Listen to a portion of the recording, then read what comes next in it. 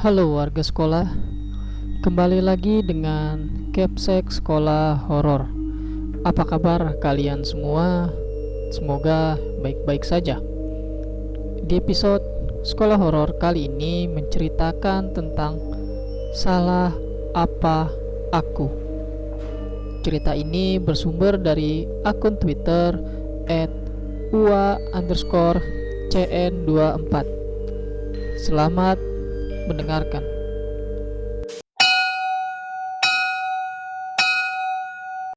Jadi, tahun 2014 akhir, gua ngajar di sebuah SMK di kota Bogor.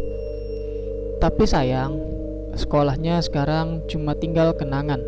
Dan satu lagi, gua PKL di sebuah instansi pemerintahan. Dan selama beberapa bulan semuanya masih normal-normal aja. Gua juga masih seneng sama aktivitas gua. Pagi, gua PKL di kantor. Hari Jumat, gua ngajar di SMK. Dan sorenya, gua kuliah. Jadi full banget kegiatan gua. Ya, berasa PNS. Gua liburnya cuma Sabtu dan Minggu. Dan pas banget juga tahun itu gua dan teman-teman kelas gua mau ikutan festival di 21 tuh.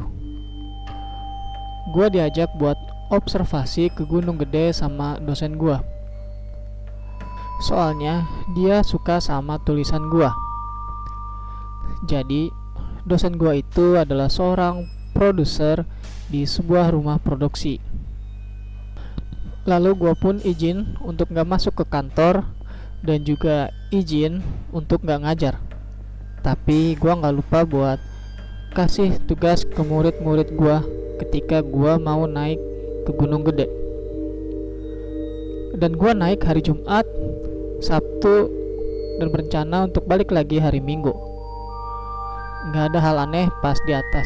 Pokoknya happy aja gua rasanya.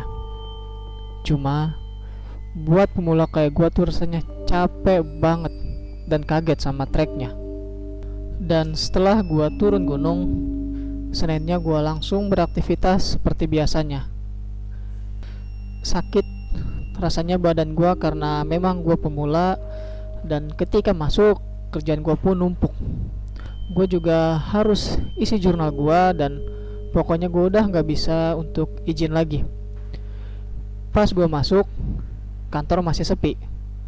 Cuma ada Teh Rini. Teh Rini ini paling muda di instansi ini. Cuma dia belum diangkat jadi PNS dan masih jadi tenaga honorer. Gue lihat Teh Rini lagi duduk di depan komputer. Gue menyapa dia yang lagi sibuk dengan kertas-kertas dokumen. Assalamualaikum Teh. Lagi ngerjain apa Teh? Banyak banget ini kertasnya. Teh Rini pun menjawab, iya nih banyak kerjaan Bu Yeni. Gimana? Di Gunung Gede kemarin seru nggak? Gua pun menjawab lagi, Alhamdulillah seru Teh. Seru tapi sakit badannya. Di akhir Teh Rini menjawab, bisa tolong benerin perinannya nggak? Ini nggak bisa kenapa ya? Pas gua lagi cek printer, di ruangan pelayanan publik menjadi ramai dan kemudian Teh Rini pun keluar. Gue lihat jam tangan pada saat itu masih menunjukkan pukul 7:56. Meskipun belum buka tapi kondisinya sudah ramai. Udahlah, gue lanjutin aja ngerjain printer yang kadang memang menyebalkan dan suka ngamuk tiba-tiba. Teh Rini pun balik lagi ke ruangan. Dia kasih kabar tentang Bu Ena kalau Bu Ena itu pingsan. Gue kaget dengar kabar dari Teh Rini. Jadi gue gak kebayang sama teman kerja gue waktu itu. Waktu pas gue kerja tahun lalu di sebuah bank swasta, gue keinget ada temen gue yang pingsan dan tiba-tiba dia langsung nangis. Nangisnya kayak suara Mbak Kunti. Dan disitu gue panik. kenapa bisa kejadian kayak gini. Dan ya udah, gue bacain aja doa-doa sebisa gue. Dan gue juga suka lihat kalau orang yang kesurupan itu suka diteken jempolnya. Ya udah, gue coba sambil membacakan surat Al-Fatihah, dan itu makhluk makin ngejerit. Dan gue pun berkata, "Keluar kamu, jangan suka ganggu." Mata gue melotot ke makhluk itu yang masuk ke tubuh Desi, temen gue ini. Kayak Mbak Kunti yang gue rasa pengen menceritakan sesuatu, tapi gue udah gak peduli. Dan setiap jam 12 siang di tempat kerja gue itu bau melati, bau banget. Gue baca Al-Fatihah makin kencang sambil gue tekan jempolnya, dan temen gue langsung sadar. Pas sadar, gue suruh dia untuk baca 2 kalimat syahadat sama membaca Al-Fatihah. Dan gue tanya ke dia, siapa namanya? Dan dia menjawab kalau namanya Desi. Di situ gue yakin kalau teman gue ini udah sadar. Karena hal itulah gue jadi rada takut kalau ada orang yang pingsan. Takut pas sadar kalau mereka berubah, bukan dia lagi, tapi malah makhluk yang menyebalkan. Gue pengen lihat kondisi Ibu Ena, tapi nyali gue kecil. Gue cuma bisa lihat dari dalam ruangan operator komputer gue ini. Gue pun bertanya ke Teh Rini soal Bu Ena yang pingsan. Apakah Bu Ena ini sedang sakit atau tidak? Teh Rini pun menjawab kalau dia kurang tahu, dan biasanya kalau sedang sakit Bu Rini ini akan izin untuk gak masuk. Lagi asik ngebahas Bu Ena, ruangan gue tiba-tiba rame sama pegawai lain yang mau ngeprint dan juga mau memakai komputer. Alhasil kerjaan gue hari itu hanya ngebenerin komputer. Kadang gue juga disuruh fotokopi, beli makanan, dan juga disuruh buat kopi sama atasan gue. Karena memang gue di situ hanya untuk mencari nilai buat kuliah. Setelah kejadian itu, di tempat PKL gue udah mulai kecium bau-bau gak enak, dan hawanya panas kayak hawa negatif gitu. Dan besoknya gue masuk ke kantor dengan kondisi hujan deras. Biasalah, namanya juga kota Bogor, curah hujannya itu loh. Apalagi kalau di Berberan, pasti hujannya bisa dari pagi ke pagi lagi. Dan sempat gua berpikir kalau Teh Rini ini sakit karena masuk angin. Dia akhirnya dipijit tuh sama pegawai yang ada di situ. Namun masa selama sebulan masuk angin terus, padahal sudah ke dokter dan kondisinya ya gitu-gitu aja, gak ada perubahan. Dan dia juga cerita kalau kemarin sempat udah di ruqyah. Pas mau ngebahas tentang ruqyahnya Teh Rini ini, Ibu Ita datang ke ruangan gua. Ibu Ita itu adalah staf dari keuangan. Dia mengabarkan kalau Pak Ujang kena sakit. Beliau kena stroke. Dan banyak berita yang beredar di tempat gua ini. Kebanyakan atasan di tempat PKL gua ini sakitnya kena stroke.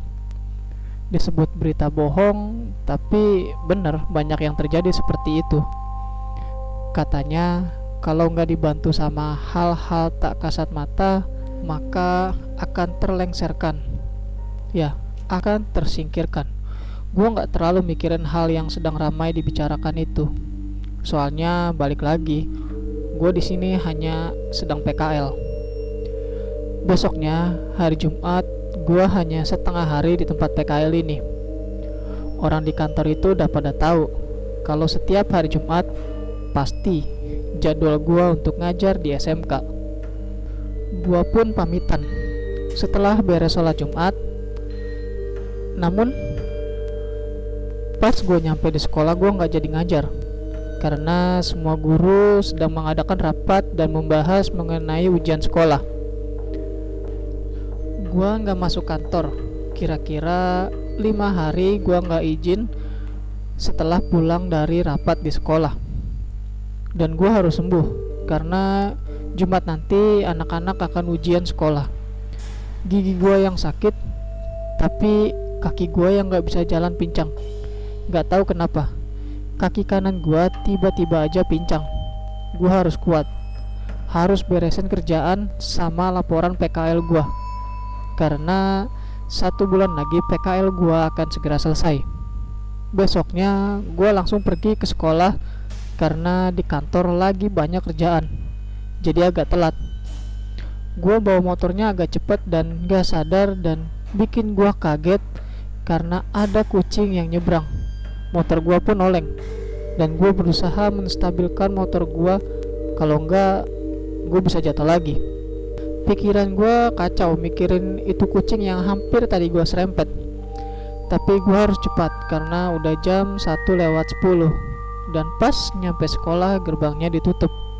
Sedih hati gua ini karena nggak ada kabar dari pihak sekolah maupun dari teman gua. Dan gue diam aja di parkiran motor dan ngecek HP, siapa tahu ada chat dari murid gue. Dan ternyata mereka ngasih kabar kalau mereka dibubarkan sama Pak Dandi. Pak Dandi ini teman satu kelas di kampus. Ya, orangnya rada gitu, padahal ilmu agamanya menurut gue sih oke. Ya udahlah, gue balik ke rumah. Ketika gue balik dan ada nyokap gue yang saat ini sedang sibuk jualan kecil-kecilan. Di situ gue cerita tentang kejadian di sekolah ini, dan ibu gue bilang, gak usah lah dipikirin, yang penting mah sekarang diperbanyak sabarnya aja. Gue cuma diem pas nyokap gue ngomong kayak gitu. Ya gue sedih, apa salah gue harus kayak gini mulu? Padahal ketika dia perlu bantuan, gue pasti siap untuk ngebantu. Suara azan pun berkumandang, dan gue cepet untuk pergi sholat. Dan selesai sholat, gue harus balik lagi ke kampus untuk bertemu dengan Pak Coki. Pak Coki ini adalah dosen yang sekaligus akan memproduserin film gue. Dan gue harus ketemu Pak Coki karena gue janji buat ngasih skrip film gue nanti untuk beliau periksa. Di kampus pun nanti gue berharap akan ketemu si Dandi. Laju motor gue percepat, dan sesampainya di parkiran kampus gue nyariin motor Dandi, namun motornya nggak ada. Gue pun masuk ke kampus dan gue tanya sama pihak TU, takutnya si Dandi sudah ada di kampus. Ternyata nihil, dia nggak di kampus hari ini. Padahal gue kepengen banget nanya maksudnya apa. Gue ikut rapat dan disepakati sama dia. Tapi pas gue ke sekolahan, anak-anak malah dibubarin. Dan akhirnya gue nunggu Pak Coki lagi yang saat ini sedang mengajar. Dan lagi, tiba-tiba kaki gue kerasa sakit. Gak tahu kenapa, padahal gue gak jatuh. Gue hanya berpikir positif pada saat itu. Dan akhirnya Pak Coki pun selesai mengajar. Gue serahkanlah itu skrip film dan dibaca sinopsinya sama beliau, dan alhamdulillah beliau menyukainya meskipun banyak tipe. Sesudah itu gue langsung balik lagi ke rumah.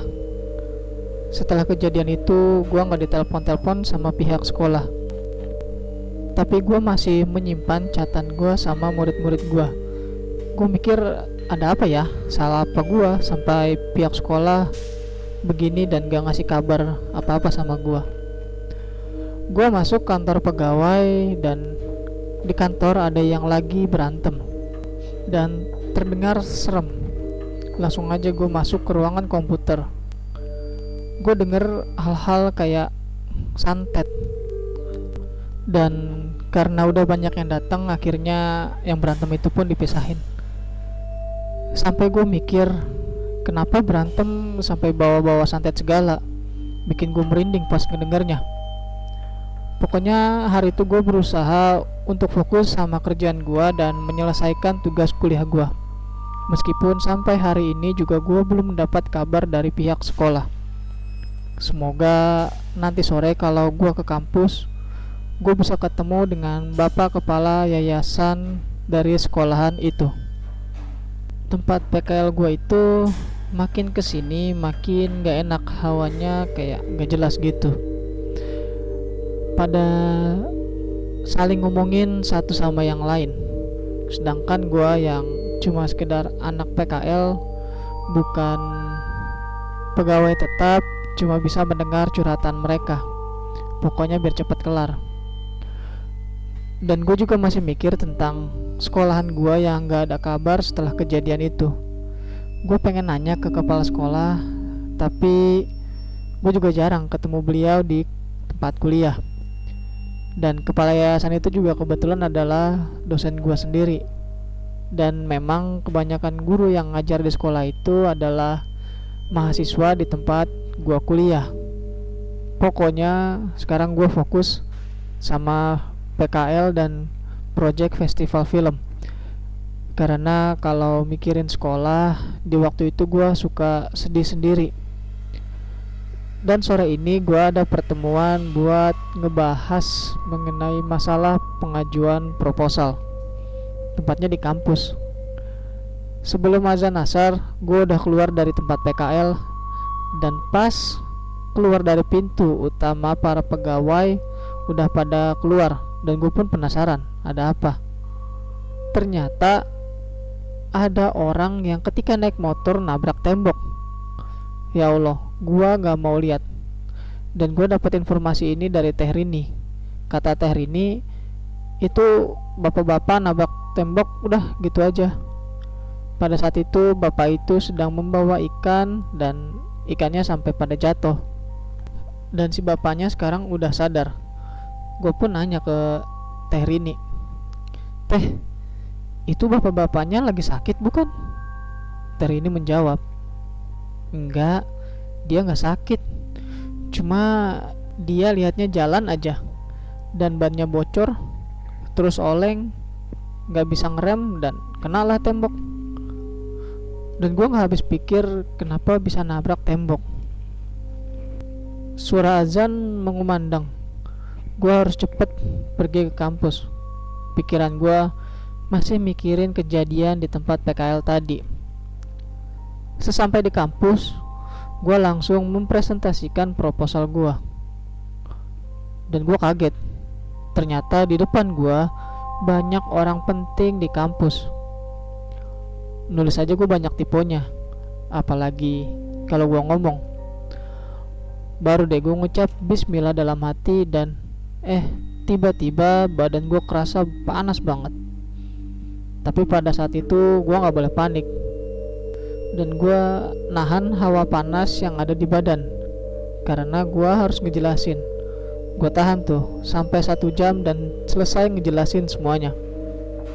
Selesai presentasi, gue keluar, sholat maghrib, dan badan gue lagi bagus, lagi sehat. Jadi bentuk setan-setan yang mau masuk pun mental lagi. Setelah sholat maghrib, alhamdulillah badan gue normal lagi. Setelah selesai semuanya dan gue syuting di Gunung Gede Pangrango, dan itu pun juga sudah selesai. Dan akhirnya terbongkar juga masalah mengenai sekolah gue. Bapak yayasan bercerita kepada gue bahwa ada permasalahan gedung dan murid. Murid-muridnya dipindahkan oleh pihak sekolah, intinya karena masalah keuangan. Dan gue udah ngelupain kejadian itu. Cukup tahu aja ada orang yang gak suka sama. Dan awal 2015 gue disuruh untuk ngelamar kerja di tempat PKL gue itu. Gue harus selesai, itu cuma 3 bulan. Tapi malah disuruh untuk lanjut sampai gue disuruh ngelamar. Dan ada cerita lagi mengenai gue sakit ketika gue turun dari gunung. Jadi ketika gue turun dari gunung, kesehatan gue langsung drop dan gue keserang. Ternyata selama ini itu ada orang yang gak suka sama gue dan ngincer gue. Berkali-kali sebelum gue mengundurkan diri, gue kena serangan. Otomatis gue jadi sakit dan gak bisa jalan, kayak kakinya diikat. Dan akhirnya gue kan diruqyah tuh dan si setan tuh ngoceh, pokoknya nggak suka sama aktivitas gue. Dan si setan itu ternyata disuruh. Gue sih ya udah aja. Pada dasarnya orang kalau nggak suka ya nggak suka. Meskipun gue melakukan kebaikan, tetap aja nggak bakal suka. Dan akhirnya gue mengundurkan diri dari tempat itu. Dan di tahun 2020 hari Kamis, selesai mengaji, gue diserang lagi. Jadi kejadiannya mirip sama kejadian itu, diserang oleh ilmu hitam santet. Setelah itu malam minggunya lebih parah. Pundak gua sakit serasa dipukulin. Gue banyak berdoa aja. Gue inget pas Sabtu gua minta air zam-zam dari ustadz gua. Minum dan badan gua panas banget. Paginya badan gua sakit di sekujur tubuh. Sekitar jam 3.20, gak tahu kurang atau lebihnya sekitar jam segitu, ada yang datang nyamperin gua. Dan gue pada saat itu kondisinya antara sadar dan tidak sadar. Itu sosoknya hitam, matanya melotot, dan sosok itu marahin gue. Dia bilang, "Gua gak suka lu sembuh." Gue menjawab, "Alhamdulillah, sekarang gue sembuh, bisa jalan lagi. Lu mau aja disuruh-suruh buat gue sakit." Dan itu sosok matanya semakin melotot ke arah gua. Gue pun bilang, "Jangan mau atuh goblok, disuruh-suruh. Dikasih makan apa lu? Minyak, bunga, apa kemenyan?" Setannya pun menjawab, "Pokoknya gua gak suka kalau lu sembuh." Gua pun menyahut, "Atau sebodoh amat, hidup mati gua ada di tangan Allah, bukan di tangan lu. Bilangin ke orang yang nyuruh lu, makasih udah gak suka sama gua." Lalu azan subuh dan gue bisa tidur. Terlebih dahulu sholat dulu. Guys, meski ada orang yang gak suka sama lu, itu gak apa-apa, itu urusan dia sama Allah. Kita cuma bisa belajar ikhlas dan sabar. Sekian cerita dari gua. Jangan lupa banyak doa dan perbaiki ibadahnya. Sholawat dan zikirnya juga jangan lupa. Terima kasih.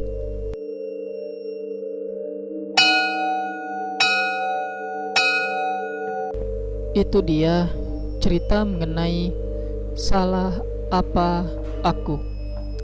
Terima kasih buat kalian warga sekolah yang telah mendengarkan cerita ini. Dan terima kasih juga kepada akun Twitter @ua_cn24 yang telah memberikan kami izin untuk membacakan cerita ini.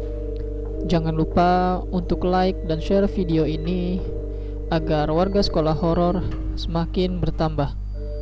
Dan sampai jumpa di episode berikutnya.